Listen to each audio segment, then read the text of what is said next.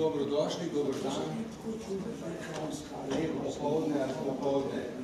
Tu so zbrani vitezi okrogle mize ali mize kolesa zgodovine ali očesa zgodovine, karkoli pač že kdo si pod tem razume. Predstavljamo novo premiero. Zelo sem vesel, to je zadnja letošnja premiera na velikem odru. Richard III, Richard II z epilogom o smrti, dramski diptih z epilogom o smrti. Seveda po besedilih Williama Shakespearea, po prevodih Mateja Bora, sta avtorici priredbe Lada Kaštelan in Lidija Pandur, režiser Tomaž Pandur. Še posebej pozdravljam to trojico in seveda vse njihove stalne sodelavce in sopotnike v njihovem delovnem okolju. Po 18 letih se Tomaž s svojimi kolegi predstavlja pri nas spet v Sloveniji in sploh prvič v drami, kar je recimo zame velika čast, to lahko nam povem, tako da hvala Tomaž, da si tukaj in hvala za to predstavo, ki jo bomo v soboto lahko videli. Zdaj bom pa predstavil še ostale, da ne bom koga pozabil, ne kar vsak putne pod mizo vsaj. Scenograf je Sven Jonke, oblikovalec videa Dorian Kolundžija, kostumograf Alan Hranitelj, avtorja glasbe Duo Silent, Boris Plenko in Primož Hladnik, lektorica Tatjana Stanič, koreograf Anžeš Kurbek, oblikovalec luči Andrej Ajdenjak in asistent kostumografa Andrej Vrhovnik in asistent režije Tim Gradnar. To je avtorska ekipa, seveda nič manj avtorska ali pa v tem današnjem predstavi zelo avtorska ekipa je pa ekipa igralcev. Skratka, tukaj na eni strani imamo vrhunsko ekipo, na drugi strani imamo pa tudi vrhunsko ekipo, tako da mislim, da ste se te dve ekipi zelo lepo združili in bom povedal, da kralja Richarda III. Igra Branko Škodej. Vojvoda Clarence je Clemens Lakonja, kralj Edvard IV. Je Robert Korošec, Breckenberry Uroš First, Lady Anne Polona Juh, kraljica Elizabeta Silva Čušin, kralj Richard II. Saša Tabakovič, Henrik IV. Jernej Šugman, vojvoda Joški Alojz Svete, Omri Klemen Janežič in kraljev Radko Pogač. On je že vedel, zakaj se te gor usebi. Kratka gre za igro o pohlepu, igro o boju za oblast, igro o moči, igro o vzponu, igro o padcu, igro o smrti. Zelo se veselimo te predstave in jaz bom takoj predal besedo Tomažu Pandurju in on bo povedal vse, kar sem jaz spustil, najbolj potrajalo do jutri zvečer. Dobar dan. Za nas je en normalen dan, kot vsak drug dan v gledališču. Mi smo sredi ustvarjalnega procesa. Pravkar smo pred tiskovno konferenco končali z eno vajo, takoj po tiskovni nadaljujemo z drugo. To je lepota ustvarjanja v gledališču. Jaz od nekdaj imam najraje prav te kreativne ustvarjalne trenutke, ki delajo teater kot živ organizem. In v bistvu je najlepše to, da smo res uspeli v zadnjih 2 mesecih in pol si ustvariti en naš paralelni svet v iskanju in postavljanju določenih vprašanj, ki seveda izhajajo iz Shakespearea in iz njegovih kraljevskih dram. Tu se je od vsega začetka porodila ideja, da vzamemo Shakespearea kot inspiracijo, da lahko govorimo danes o svetu danes in o nas samih v tem svetu, da vidimo, kaj se skriva iza tega ogledala, ki nam ga Shakespeare tako velikodušno odstopa in in da vidimo, koliko se je slika v tem ogledalu izkrivila, popačila ali se je to ogledalo razbilo v 1000 koščkov in ga ne moremo več sestaviti. Skratka, šlo je za en čudovit ustvarjalni proces in jaz se seveda na začetku česarkoli moram zahvaliti za to povabilo v ljubljansko dramo, kjer debitiram. In to je prav poseben občutek, lep občutek, mlad debitant v tej hiši. In debitirati z Shakespearovimi mojstrovinami, pravzaprav, ki so me navdihovale res celo življenje. Tako da hvala prejšnjemu vodstvu, ki se je spomnilo name, in hvala seveda sedanjemu vodstvu, ki je projekt z nami ured pripeljalo do konca. Z vsemi napori, ki spremljajo rojevanje predstave, z vsemi stresi, pa tudi z vsemi težavami na eni strani in pa seveda v lepi in pozitivni energiji, kreativnem nemiru, zahvaljujoč temu res, kot je Igor sam rekel, izjemnemu igralskemu ansamblu, s katerim sem si od nekdaj želel delati in s katerim sem od nekdaj želel deliti vsaj delček svojih sanj. In to se mi je dejansko v tem obdobju ta želja res izpolnila v najboljši možni meri. Mislim, da je vsaka vaja, vsaka naša skupna vaja bila manifestacija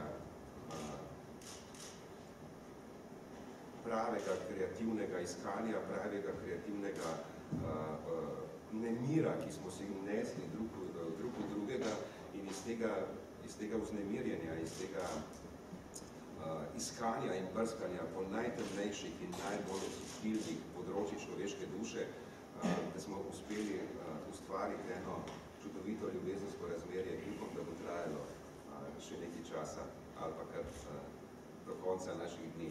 Mislim, da smo našli in prepoznali drug v drugem nekaj, kar nas dela ne samo boljše igralce in boljše režiserje in boljše pisce in ostale sodelavce, ampak nas dela tudi boljše ljudi. Mislim, da bo po premieri za vse nas občutek, da smo uspeli v enem obdobju v svojem življenju, ki smo se posvečali tem in tem vprašanjem, res pobrskati in z občinstvom deliti nekaj najintimnejšega, kar sicer ne bi in kar bi sicer skrivali. Shakespeare je, kot vemo, in s tem ne bi izgubljal dosti besed, mojster predvsem v gradnji in v opisovanju tega velikega mehanizma, kot ga imenuje kot. In mi smo ta veliki mehanizem zgodovine preselili v eno dokaj nenavadno in neobičajno podobo.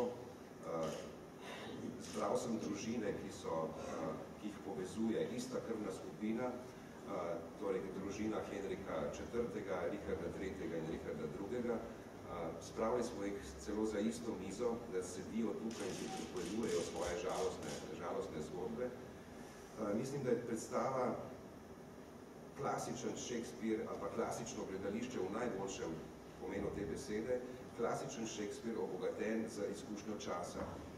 Se pravi, da gre za Shakespearea in kraljevsko sago danes in tukaj, ker so teme, s katerimi se ukvarjamo, večne, univerzalne, govorimo o boju, vzponu na oblast, o padcu z oblasti, govorimo o emocionalnih vezeh, govorimo o nizu nekih človeških usod, ki se dotikajo mogoče najbolj arhetipskih segmentov in ki uspevamo mi tukaj za to mizo prepoznavati v 3 segmentih predstave.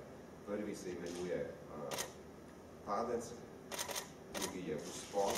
prvi je vzpon, drugi je padec in tretji del se imenuje Jeruzalem. V vseh 3 delih vidimo, da je rdeča nit, ki nas povezuje eno novo občutenje sveta.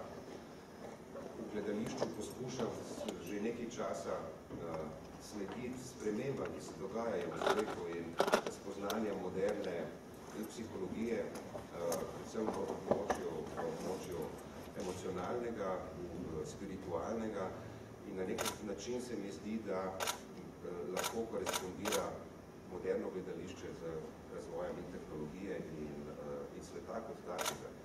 In da se za svetom spreminjamo tudi mi in se za časom in s prostorom, ki se seveda najbolj zrcali v gledališču, ki je živ organizem in se na vsak dan znova rodi, se najbolj zrcali prav to občutenje sveta danes in tukaj. Še enkrat res, bilo mi je vzemno čast in v neizmerno kreativno zadovoljstvo sodelovati s to čudovito ekipo.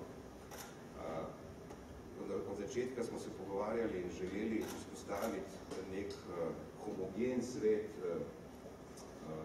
ki ni od nikogar drugega kot od igralcev samih. Zato so izključno junaki te predstave, ki ima premiero v soboto, igralci sami. Oni so avtori svojih trenutkov, oni so lastniki svojih trenutkov na odru in mi in moja ekipa, vsa moja ekipa je bila tukaj dejansko zato, da jim omogoči čim več teh trenutkov in čim več užitka v pripovedovanju teh zgodb. In morda to za začetek in mislim, da je najbolje res, da spregovorijo igralci. Ja, jaz pa predlagam, da če se že predstavil,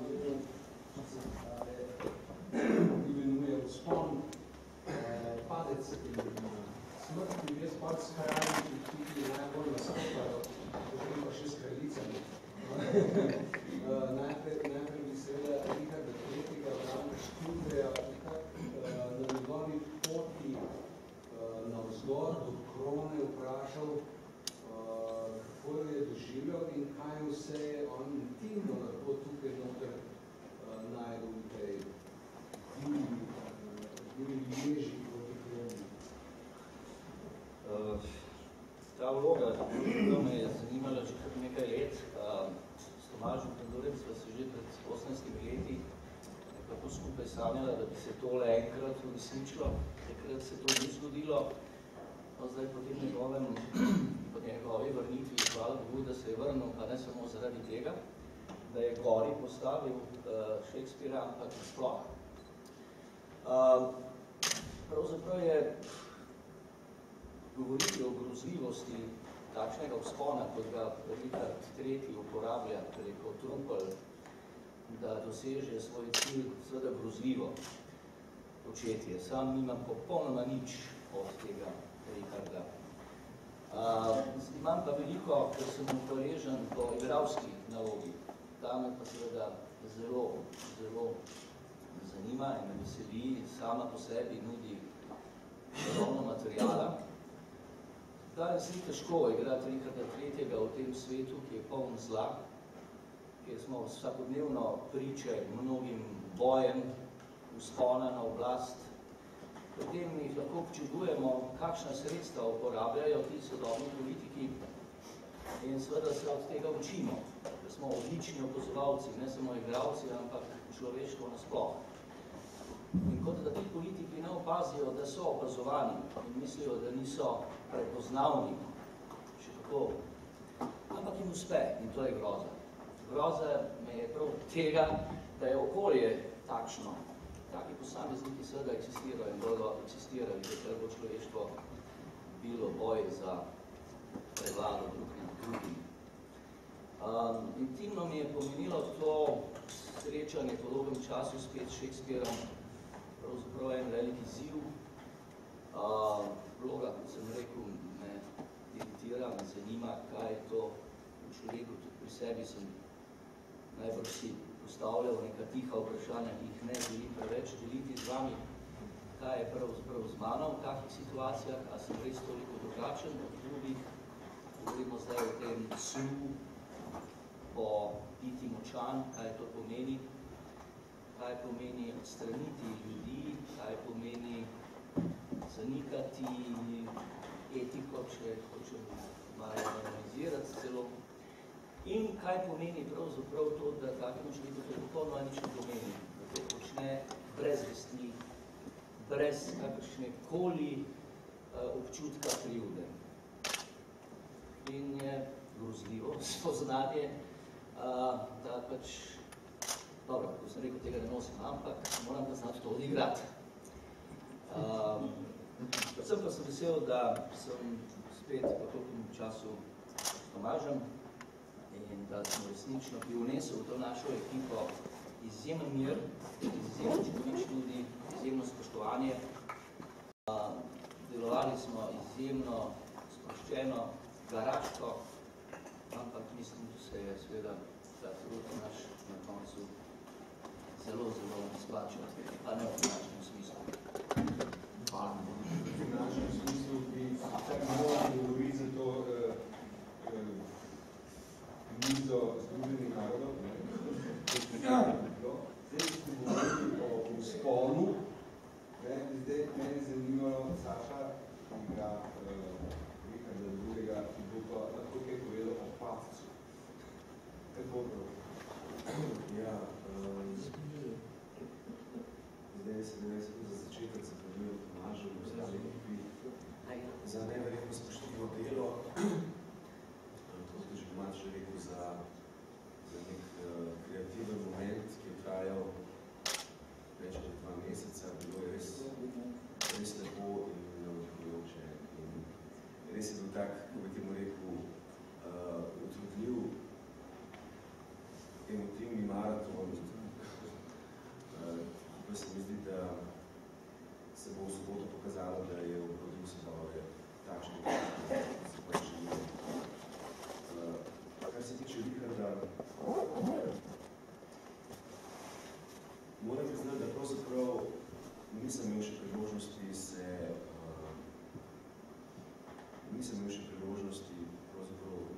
se ukvarjati s tako kompleksnim,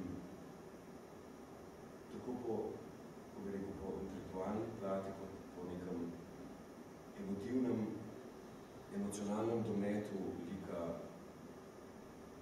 Nisem imel še te priložnosti in zdaj pravzaprav prvič mi je dano, oziroma imam to čas, da lahko tak lik odigram.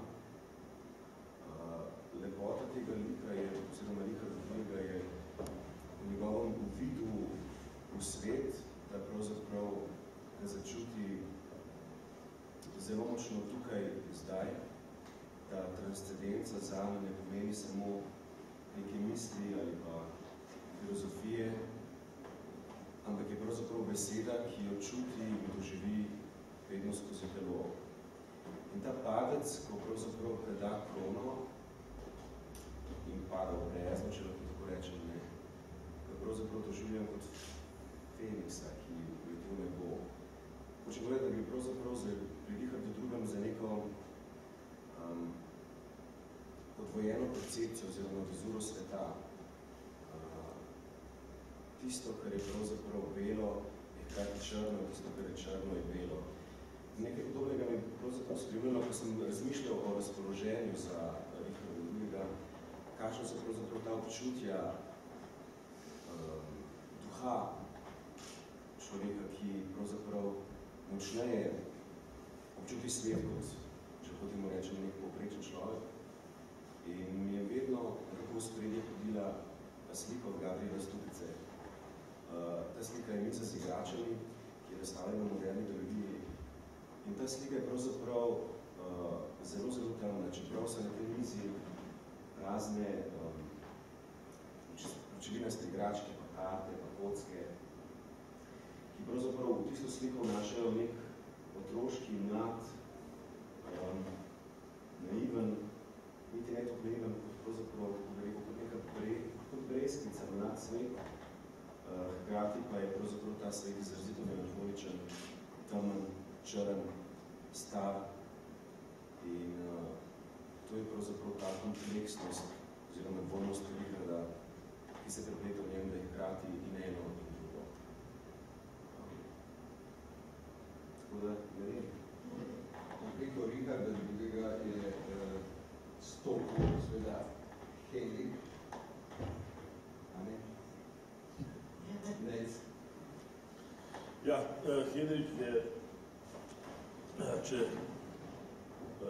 če smo govorili o vzponu, po padcu, pa je vzpon vezan na Richarda III., pa je padec vezan na Richarda II., se mi zdi, da je pa v tem Henriku četrtem pa pravzaprav združen in vzpon in padec istočasno. Kot da je on neko veliko upanje, ki bo prevzelo in nasledilo nesposobnega kralja, ampak že v prvem trenutku se vidi, da bo to vsaj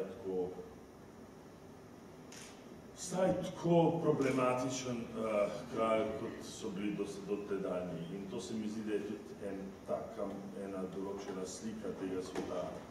Še tako, kot menjamo, nekako zlepa ne pridemo na kaj boljšega. Prej gremo kraljev in kraljici kraljev, jaz Romo in Silo sta v bistvu je seveda težka stvar, težka beseda za te veličastne vloge, ampak v bistvu sta tukaj znotraj tega velikanskega kolesja možakarjev, ki melje pod sabo vse, kar pride. Polona,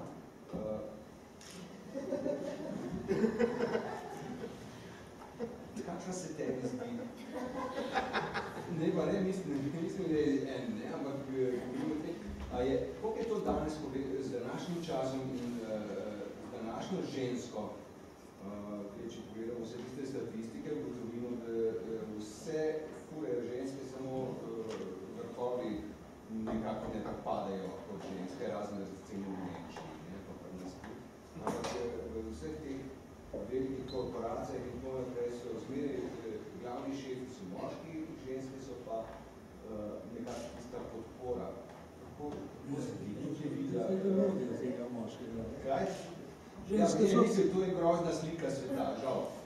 Jaz mislim, da bi bilo boljše, če bi bilo vse obratno, da ne bo pomotno slučajno. Ampak tebe bi samo vprašal, kako se to današnjost s preteklostjo lepo poveže. Oziroma, kje si videla točke?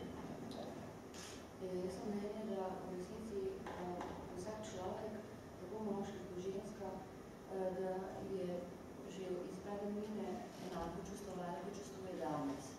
Se pravi, jaz se nisem ukvarjala tukaj z načinom, bi rekla, ki sem ga izbrala skupaj s Tomažem, da bom podpirala Richarda III. Sam sem padla v to kolesje noter, tako kot se padla Eva Braun in tako naprej.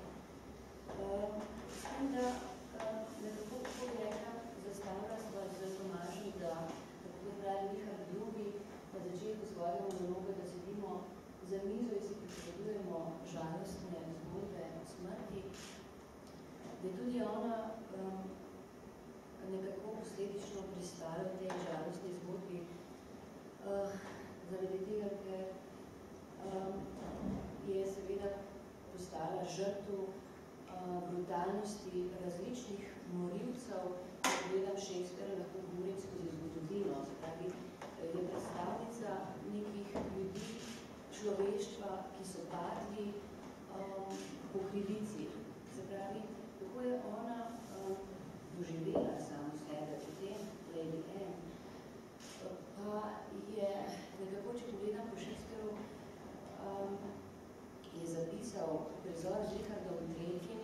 Nekako za mene kot navadno smrtnico nelogično, saj je krvnik njenega moža in po pričevanjih je bila Lady Anne izjemno v lepem odnosu s svojim možem.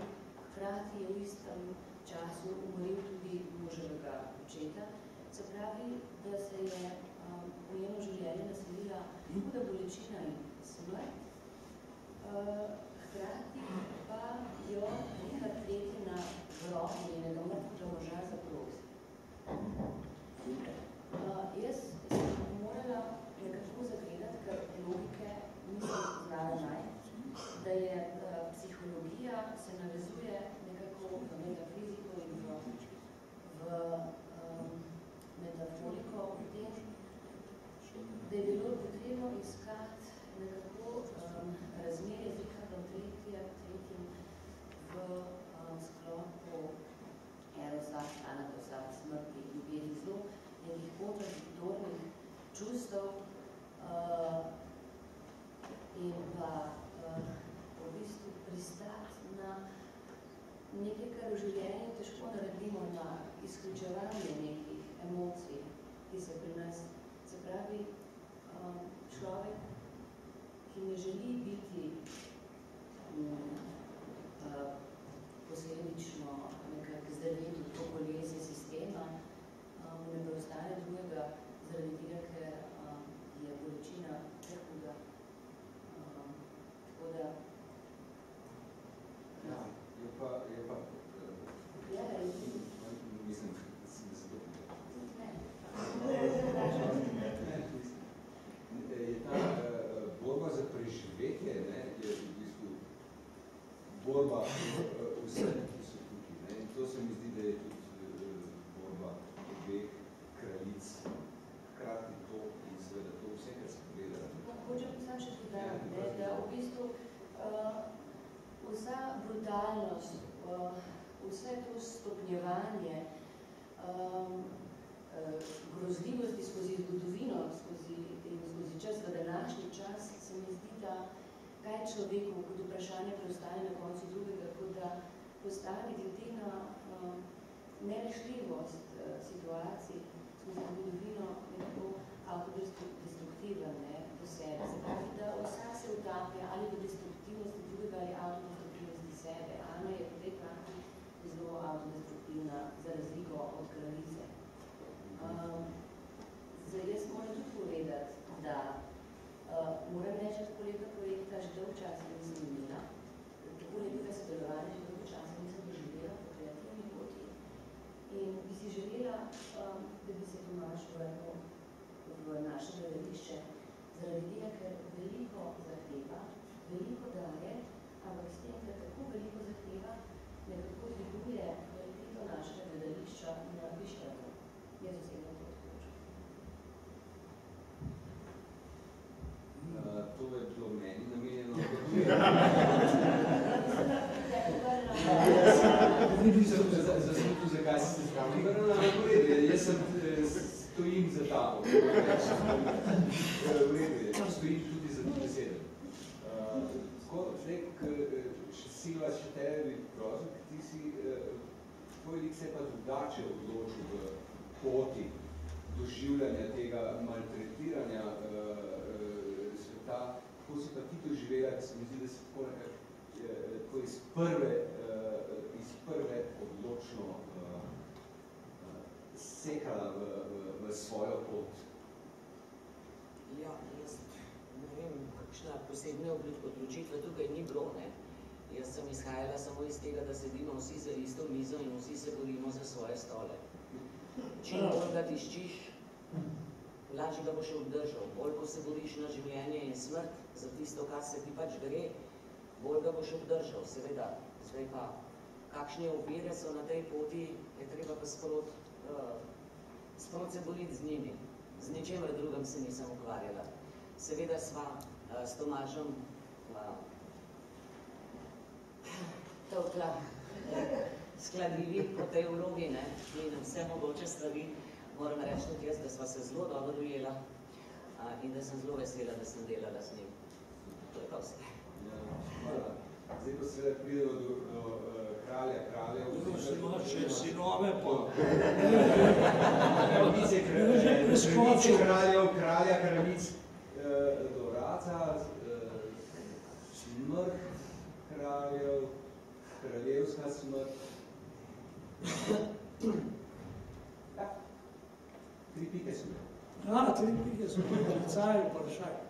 Nič, jaz sem imel alkoholija, ena nostalgija, en preprosto en mozaik celega mojega življenja, ki sem ga sam razbil in ga poskušam v kratkih črtah. Mislim, da ga poskušam sestaviti, kar mi pa ne uspeva. En stavček je, ki je zame zelo pomemben in sicer smešno, boste videli. Če bi imel čas, ko bi imel čas, bi lahko povedal, lahko bi vam povedal. In to je za igralca značilno. Cel življenje misli, da govori, pa pravzaprav nič ne pove. Tlele me pa to najbolj zracala ta neka rezignacija. Ko bi imel čas, bi povedal, bi lahko povedal. In se mi zdi, da je moje življenje, moje igralsko življenje sestavljeno prav iz te. Dajmo reči, da mi misel.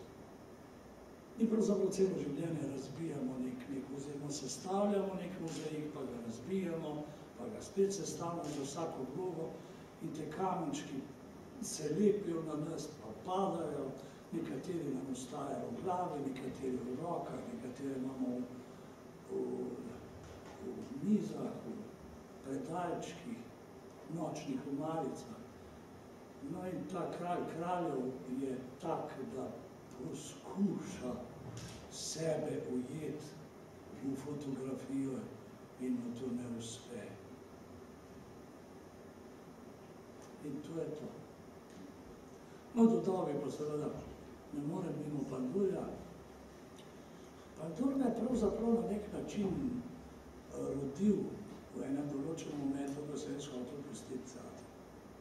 In me povlekel v Maribor in sem z velikim veseljem šel in bil in to je moja obdobje, celo pravim, da je to en zelo konkreten kamen v tem mozaiku mojega življenja. In hecno je, kje sva se najdla spet po 18 letih.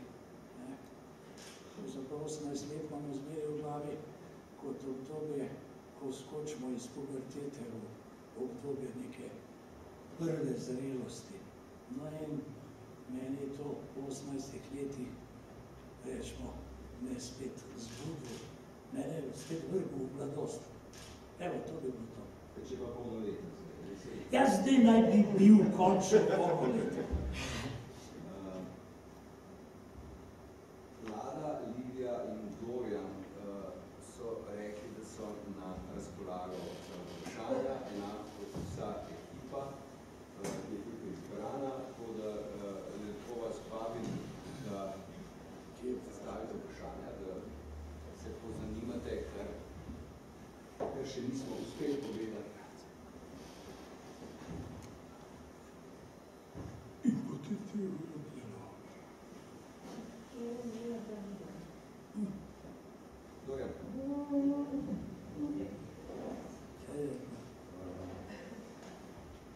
Pa jaz sem tukaj, da bi neko vreme se pomažem, da svaki put je sve tež.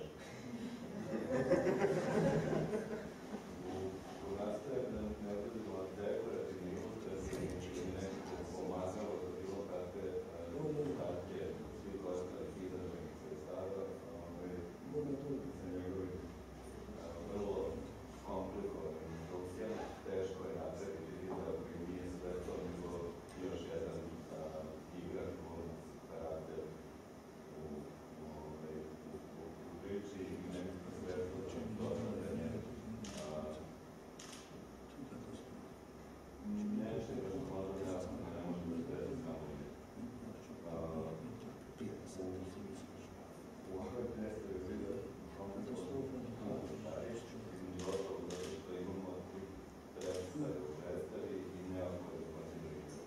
Zato što predstava govori klasičnim životom i o sadašnjim problemima sadašnjih vremena i onda je trebalo napraviti neka zdrav balans između savremene tehnologije i šta vidjelo može da bude kao nekako sve u dostavu informacije i onoga što je u kulturi dominanta, a to je pričamo o zeru prišati koji ljudi rade na spektaklu. Ovo što vidimo s neke segmenti ima jako puno živog videa i to je sad specifičnost ove konkretne saradnje i mislim da smo napravili nešto što jeste u određenoj meri rađeno, ali ne na ovaj način i ne u ovakvom sastavu i ne na ovoj najteže da sad.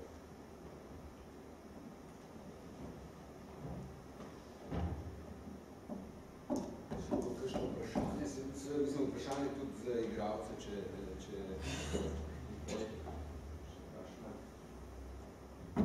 mogoče nisem prav naredil, ne, ampak recimo orodje vseh kraljev so seveda pol na koncu vojaki. In nisem postavil vprašanje Urošu Firstu, ki je glavna eksekutiva tukaj in glavno sredstvo za dosego cilja. In bi ga zdaj vprašal, kako se on čuti pravzaprav kot sredstvo.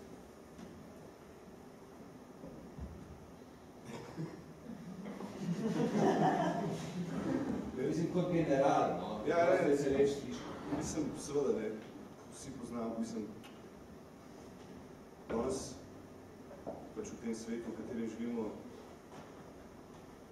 in vse, kar spremljamo v dnevno-politični situaciji, tako na globalni kot na lokalni ravni, nam je jasno, da so te prehodi oblasti in vsi manevri, ki jih oblastniki z nami počnejo, imajo neke eksekutivne note. In seveda, v tem smislu je to, kar se v Shakespeareu dogaja, mogoče na papirju zveni zelo brutalno in tako naprej, se rečeš, tega se ne da začutiti,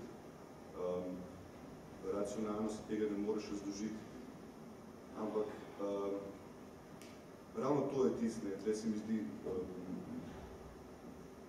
to mene v bistvu moram reči v tem študiju tudi najbolj fascinira, kako nas je Tomaž pel skozi vse stvari, ki so v bistvu nam, igralcem, navadnim smrtnikom, racionalno mogoče nedostopne in so možne samo, bom rekel, preko neke kreativne intuicije, nečesa, da začutiš, kako lahko eno stvar, bom rekel, uživiš ali pa odigraš. In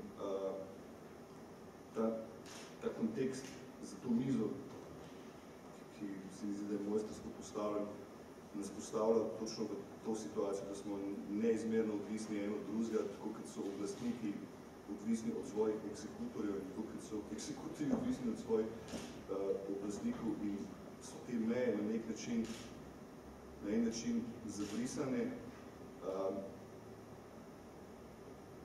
Ne da se jih pa z besedami povedati, mislim, jaz si ne predstavljam, kaj pomeni po vrstnem redu, bom rekel, umoriti in s tem služiti nekomu drugemu, ampak en zelo sodoben stavek iz te igre, ki mi je bil pa nekako vodilo, se mi zdi pa, da je slabo vest, da ima nekdo drug.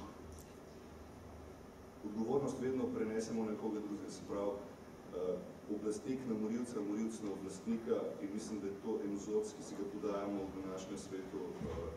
Nihče noče prevzeti odgovornosti in vsak zelo precizno skrbi po domač povedano za svoj rad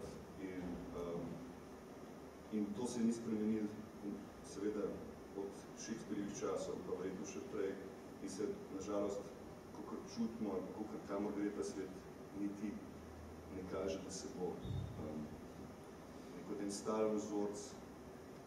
In tukaj se mi zdi v podnebju, da je fascinantno ta Ratkotovih Biloga, ki govori pa točno o tem, tej praznini, ki čaka ta svet po tem vzorcu. Še kakšno vprašanje? Dogajanje vse vaš čas delili. Spoštovane gospoda sedi tu, pa se dogovarja, kaj se dogaja. Takole približno zgleda. Predlagam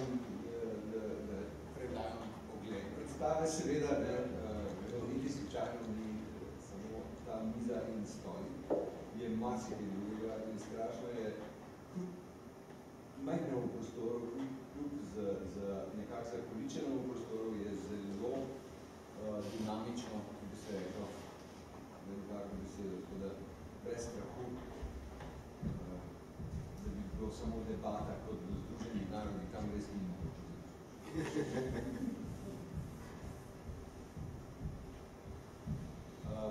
Vaš tale zadnji je precej Irvinovsko, ne? Predvsem? Irvinovsko zadnje, ne? Od kdaj so jeleni Irvinovski? Tudi, ne? To si je prilastil naravo. Po drugi, oni so si mislim seveda neko svojo deželo državo. Imaš izkušnje z, recimo, dvema kraljevinama vsaj, ne? Se ti zdi, da bi treba tole reči pri nas spostaviti s kakšnim novim kraljem, Tomažem?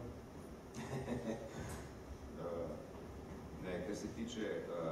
Kako bi se bolj rodovniško to se rodovni, zelo rad nacionalna gledališča, sem eden izmed redkih, ki sem to trdil od mladih let, ker sem prepričan, da so prav nacionalna gledališča ustvarjena za nas in ne obratno. Tako da se mi zdi, da tudi drama vstopa z Igorjem, ta palača drame vstopa z Igorjem zdaj v eno novo obdobje, jaz res želim dosti vetra v jadrih, in da bo uspel tudi Igor zvleč ta teater v viziji in poetiki in konceptu, kot ga ima, in da bomo pravzaprav vsi ob tem pomagali, ker se mi zdi, da je to edina rešitev in tudi vizija in prihodnost gledališča, da sledi duhu časa in da se premakne iz določene udobnosti in varnosti, kar se tega tiče. Zato recimo se mi zdi, da tudi nobene razlike v mojem pristopu ni, ali režiram v Covent Gardenu ali v Teatru Real v Madridu ali tukaj. Zdi se mi, da se zmeraj človek znajde na eni točki, v svoji osebnostni točki začetka, torej čiste beline, in mi smo se od vsega začetka pogovarjali o tem, da je pravzaprav ta miza resničen simbol, ko položiš vse karte na mizo, ko daš vse karte na mizo in iz tega začneš sestavljati to novo sestavljamo. Seveda, malo se ne veže na vprašanje, ampak proces je bil seveda dosti bolj emotiven, predvsem zaradi tega, ker mene dolgo časa v tem okolju ni bilo in kar imam z Radkom, z Branetom, z Lojzetom, eno zelo močno ustvarjalno preteklost, ki nas je družila 7 let, kjer smo ustvarjali verjetno v največji sreči in ljubezni, in imamo enih 18 let ene nasilne prekinitve in ponovno vzpostaviti vse to, nam ni bilo potrebno niti kaj dosti govoriti, ker se je začutilo, da vlada resnično ena povezanost, ki je nad besedami in nad običajno konverzacijo. In tudi del te predstave je, zasluga tega je seveda ta neko naše nadrazumevanje, kjer reči v osnovnih umetniških hoteljih ali pa v pojmovanju lepote drugih segmentov gledališča in tako dalje. Našel sem tukaj, enako kot v kateremkoli drugem srečnem gledališču, dejansko ustvarjalce, igralce, ki bi lahko rekel, da so idealni in jih ne dam več. Nikoli. In moja sreča pa je, da imam seveda to z mojo ekipo, z Lidijo, z Lado, ki je Lado Kaštelan, ki je največja strokovnjakinja za grško dramo in je uspela celo v Shakespeareu dodati grško tragiko, načinu razmišljanja in tako naprej. Seveda Odorjeno, ki prinaša popolnoma novo dimenzijo v gledališče. Z Odorjeno sva si želela razbiti oziroma ustvariti tokrat nekaj, česar gledališče samo nima. Se pravi close-up, bližnji posnetek, igralčev detajl, igralčevega obraza. To, kar v gledališču, nažalost, še vedno ne moremo kadrirati sa svojim očesom, se zgodi v tej predstavi, gledališče ponudi nekaj, česar v tem mediju ne obstaja. Ponudi možnost vstopa v neko drugo intimo, v igralčevo intimo. Približuje na ta način igralstvo in pravzaprav ne tekmuje, ampak je kar že v startu zmagal nad televizijo in filmom. Ker mi govorimo tukaj o večjih nivojih, o večjih plasteh, nam se gledališče dogaja še vedno v živo, hkrati spremljamo bližnje posnetke, ki so dejansko v živo in prenos teh dveh nivojev, žanrskih ali pa medijskih, ali pa zame so to seveda dva nivoja zavedanja in čutenja, se združujeta tukaj in se dopolnjujeta. Tukaj so Silenci, seveda, Slovenski nacionalni zaklad, ki sta tokrat prispevala eno res glasbo, za katero človek reče, da je res glasba duha in duše in so to najbolj subtilni akordi, ki jih lahko samo Primož zvleče iz klavirja. Skratka, celotna ekipa je tukaj, ki se mi zdi, da brez nje tudi mene ne bi bilo. In je res užitek, ker jaz sem človek ene ustvarjalne kontinuitete, če se navežem na Kolombo. In se mi zdi, da samo v tem smislu ene umetniške kontinuitete ali pa kontinuitete v načinu razmišljanja, občutenju sveta, lahko ustvarimo pomembne stvari ali pa projekte, ki imajo svojo določeno odmevnost in pa tudi vrednost, ki niso projekti, ki so, tako rekoč, by the way, ki se zgodijo in ti že greš dalje in tako naprej, pa se mi zdi, da je naša naloga v tem smislu v gledališču, posod po svetu, ne samo tle, puščati sledi, naše sledi in te sledi, kakršnekoli so lahko, so nad preprosto všečnostjo in nevšečnostjo. Te sledi so kakršnekoli in karkoli kdo v njih misli, karkoli od njih nekdo čuti, ne moremo zanikati njihovega obstoja in to se mi zdi, da je za teater danes tudi najbolj pomembno.